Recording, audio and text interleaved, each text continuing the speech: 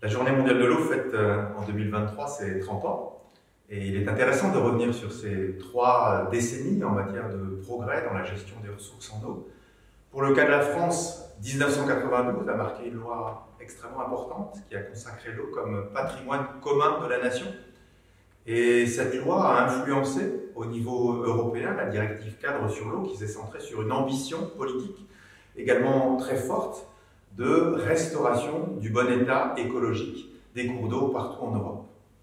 À l'échelle internationale, la communauté s'est mobilisée depuis 1994 autour des enjeux du climat, qui ont des impacts importants sur le domaine de l'eau, autour des enjeux de la biodiversité, avec les priorités d'action d'Aichi, qui d'ailleurs ont été rénovées à la fin de l'année 2022.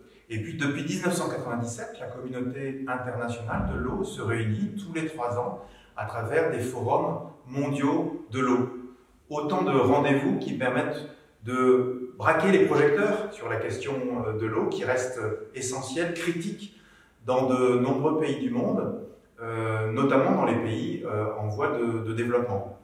Bien entendu, la situation reste dégradée, insuffisamment satisfaisante aujourd'hui, avec quasiment 2 milliards d'êtres humains qui n'ont pas accès à l'eau potable dans des conditions décentes, 4 milliards d'êtres humains qui n'ont pas accès à l'assainissement des eaux usées dans de bonnes conditions. Les progrès sont lents, à l'évidence, il faut accélérer et les grands rendez-vous, comme la Journée internationale de l'eau, comme la conférence des Nations Unies sur l'eau qui se réunit cette année après 46 ans sans un événement de ce type, sont autant d'événements importants pour faire progresser la cause de l'eau et pour accélérer la prise de conscience citoyenne et la prise de décision politique.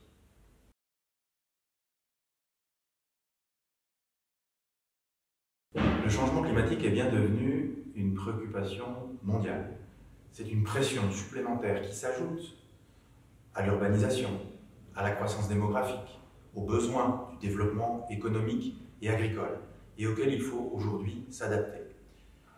Le changement climatique se manifeste par des modifications d'un certain nombre de paramètres, la température moyenne, la quantité de pluie, mais aussi la vitesse du vent par exemple, et donc modifie la disponibilité des ressources.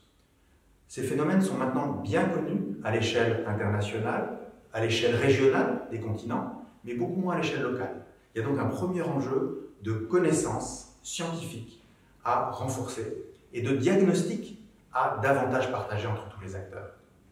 Le changement climatique, ce sont aussi des risques accrus, davantage de sécheresse, davantage d'inondations. Et tous les jours, l'actualité en Europe, dans le monde, montre les catastrophes que peuvent engendrer ces phénomènes, coûteuses en vies humaines ou en dégâts matériels.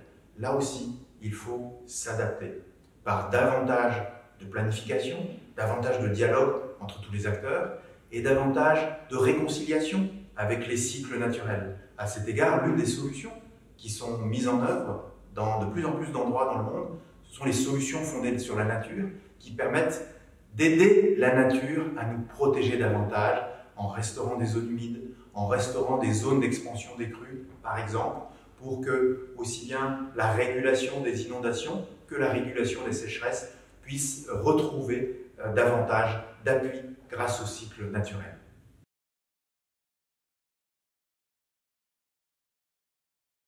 Toutes les technologies existent aujourd'hui pour traiter les pollutions, pour réutiliser des eaux usées, par exemple. Il n'y a pas de contrainte au plan technique. L'enjeu, c'est vraiment de renforcer notre gouvernance, nos outils de dialogue entre les différents usagers de l'eau, nos pratiques de planification à moyen terme, à long terme, notre prise en compte des écosystèmes aquatiques. C'est ce qui fonde, en France et en Europe, la gestion intégrée des ressources en eau, avec des comités de bassin entre tous les usagers, avec une planification par cycle de 6 ans, avec des plans de mesure qui sont financés grâce aux usagers de l'eau à travers le modèle du pollueur-payeur. C'est un enjeu essentiel de renforcer ces pratiques et de les généraliser partout dans le monde.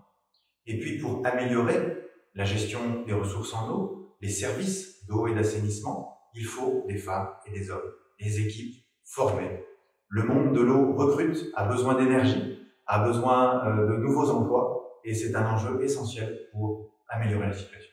Un dernier message. L'eau, c'est la paix. L'eau, c'est le développement. L'eau, c'est une responsabilité politique. C'est une responsabilité collective entre tous les usagers de l'eau.